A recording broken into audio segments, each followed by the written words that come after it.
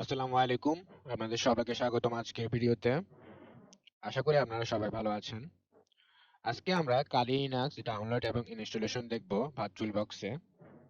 তো আমাদের কাজ কালি লিনাক্সটি ডাউনলোড এবং ইনস্টলেশনের জন্য আমাদের পিসিতে বা ল্যাপটপে কিছু রিকোয়ারমেন্ট রয়েছে। সেই রিকোয়ারমেন্টগুলো ফিল আপ করলে আমরা কালি লিনাক্স ইনস্টলেশন করতে পারবো। তো আমাদের রিকোয়ারমেন্টগুলো হলো আমাদের পিসি বা ল্যাপটপের র্যাম মিনিমাম 2 জিবি থাকতে হবে। তার উপরে থাকলে আরো ভালো। ডিস্ক স্পেস আমাদের 20 জিবি ফ্রি থাকতে হবে এবং সিপিইউ 2 কোর্স এন্ড তার উপরে থাকতে হবে। তো এই তিনটা রিকোয়ারমেন্ট যদি ফিল আপ করতে পারি তাহলে আমাদের কালি লিনাক্সটি আমাদের পিসি বা ল্যাপটপে ইনস্টল হবে। তো কালি লিনাক্স ডাউনলোড বা ইনস্টলেশনের জন্য ভার্চুয়াল বক্সে আমাদের প্রথম যেটি প্রয়োজন হবে সেটি হলো ভার্চুয়াল বক্স ডাউনলোড করা, এন্ড সেকেন্ডটি হবে কালি লিনাক্সের আইএসও ফাইলটি ডাউনলোড করে নেওয়া। ভার্চুয়াল বক্স ডাউনলোড করতে আমরা চলে যাব ক্রোমে সার্চ বক্সে গিয়ে আমরা লিখব ভার্চুয়াল বক্স। ভার্চুয়াল বক্স লিখে সার্চ দিলে আমাদের প্রথমেই www.virtualbox.org নামক একটি পেজ শো করবে। তো আমরা সেটিতে ক্লিক করব। লিঙ্কটিতে ক্লিক করলে আমাদের এরকম একটি ইন্টারফেস শো করবে এবং ডাউনলোড ভার্চুয়াল বক্স 7.0 এটাতে আমরা ক্লিক করব। ক্লিক করার পরে আমাদের ইন্টারফেসটিতে আমরা দেখতে পাবো যে ভার্চুয়াল বক্স 7.0.6 প্ল্যাটফর্ম প্যাকেজেস নামক কিছু অপশন রয়েছে। তো এখানের মধ্যে আমরা যদি উইন্ডোজ ইউজার হই তাহলে উইন্ডোজ হোস্টে ক্লিক করব, যদি ম্যাক ইউজার হই তাহলে ম্যাক ওএস এ ক্লিক করব। তো আমি যেহেতু উইন্ডোজ ইউজার তাই আমি উইন্ডোজ হোস্টে ক্লিক করব।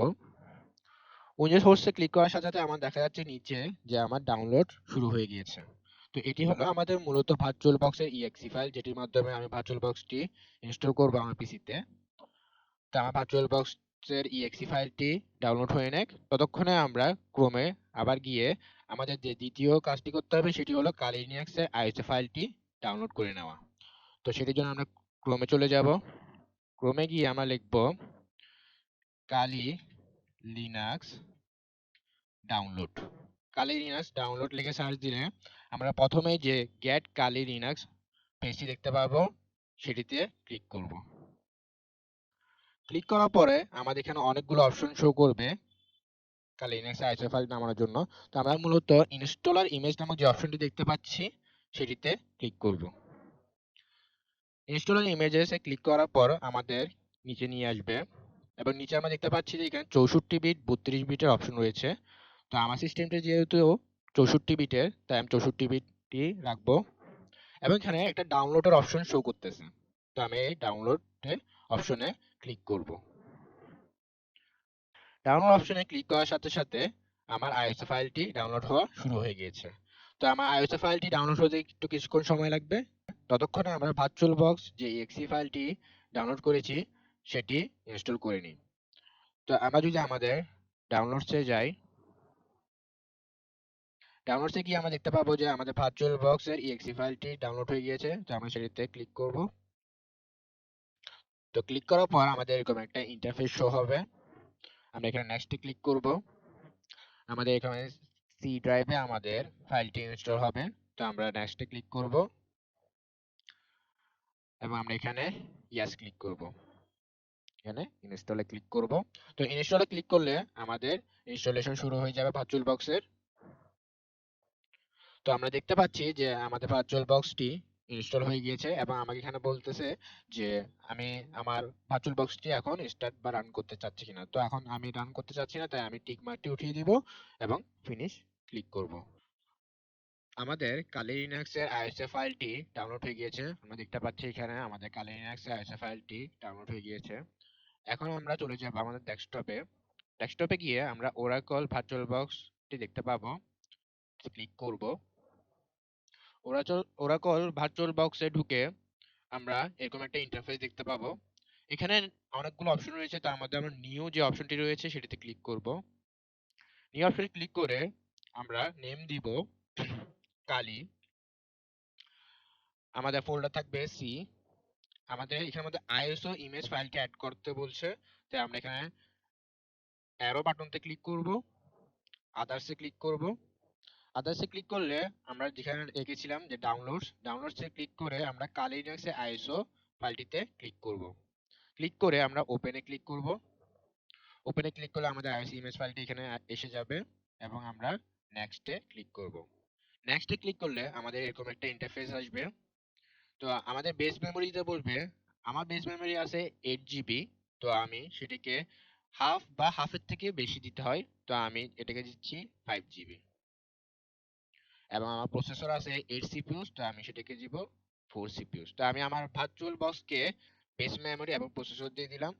নরমালি হাফ বা হাফের থেকে একটু বেশি দিতে হয়। তো এই জন্য আমি র্যাম দিলাম 5 জিবি এবং প্রসেসর দিলাম 4 সিপিইউ। এবার আমি নেক্সটে ক্লিক করব। আমার ডিসি স্পেস যেরকম আছে সেরকমই রেখে দেব। আমি চাইলে 20ও দিতে পারেন, তবে 25 দিলে ভালো। তো আমি নেক্সটে ক্লিক করব এবং ফিনিশ দিব। ফিনিশে ক্লিক করার পরে আমার ইন্টারফেসটি এরকম আসবে এবং আমার একটু কিছু মডিফিকেশন করতে হবে। মডিফিকেশনের জন্য আমি সেটিংসে যাব। সেটিংসে গিয়ে আমি ডিসপ্লেতে যাব এবং ডিসপ্লে আমি ফুল উইডথ দিয়ে দিব ভিডিও মেমোরি। এবং আমি ইউএসবি তে যাব। ইউএসবি যেরকম আছে সেরকমই থাকি যাবে। তো আমি ওকে তে ক্লিক করব। ওকে তে ক্লিক করে আমি স্টার্টে ক্লিক করব। স্টার্টে ক্লিক করলে দেখা যাবে যে আমার ভার্চুয়াল বক্স রান হওয়া শুরু হয়ে গেছে।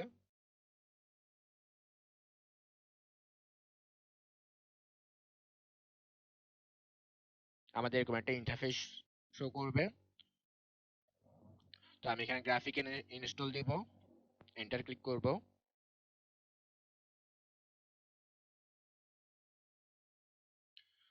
আমরা আমাদের ল্যাঙ্গুয়েজ ইংলিশে রাখতে যাচ্ছি এবং ইংলিশে রেখে কন্টিনিউ ক্লিক করব। তো আমার বাংলাদেশ যেহেতু নাই, তাই ইউনাইটেড স্টেটস রেখে দেব লোকেশন। কন্টিনিউতে ক্লিক করব। আমেরিকান ইংলিশে রাখবো এখানে আমরা। কন্টিনিউ।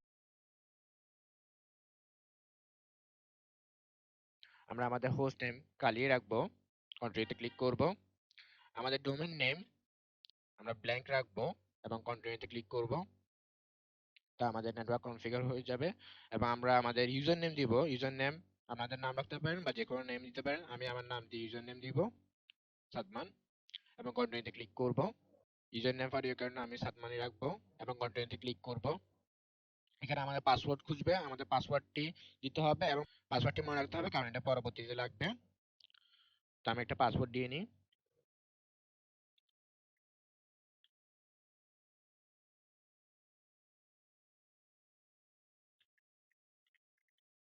পাসওয়ার্ডটি আবার এন্টার করে নেব। তো কন্টিনিউতে ক্লিক করলে আমাদের এরকম একটা ইন্টারফেস আসবে। তো আমরা এখানের মধ্যে প্যাসিফিকে ক্লিক করব। কন্টিনিউ দিব।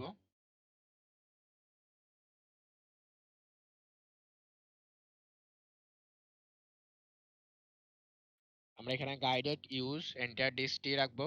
কন্টিনিউতে ক্লিক করব। এগেন কন্টিনিউতে ক্লিক করব এবং এটাতে আমরা কন্টিনিউ ক্লিক করব। এখানের মধ্যে আমাদের পার্টিশনিং দেখাবে। আমরা কন্টিনিউতে ক্লিক করব। এখানে write the changes to disk আমরা ইয়েসে ক্লিক করব এবং কন্টিনিউ দিব। তো কন্টিনিউ দিলে আমাদের ডিস্ক পার্টিশনিং হচ্ছে এবং বেস সিস্টেমটি ইনস্টল হচ্ছে।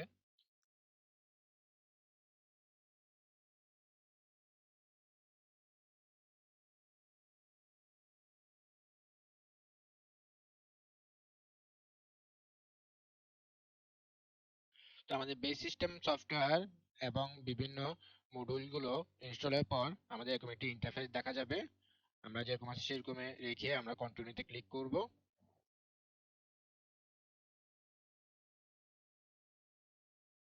বেস সফটওয়্যার ইনস্টলেশনের পর আমাদের এরকম একটি ইন্টারফেস শো করবে।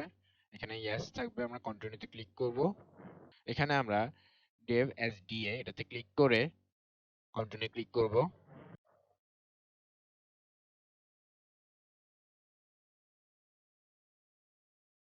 তো ইনস্টলেশন ফিনিশের পর আমরা এখানে কন্টিনিউতে ক্লিক করব এবং আমাদের ইনস্টলেশন ফিনিশ হয়ে যাবে। আমাদের সিস্টেমটা রিস্টার্ট হয়ে কালি লিনাক্স অপারেটিং সিস্টেমটা রান হওয়া শুরু হবে। দেখতে পাচ্ছি আমাদের কালি লিনাক্সটি রান করা শুরু হয়ে গিয়েছে। Kali Linux and GPU.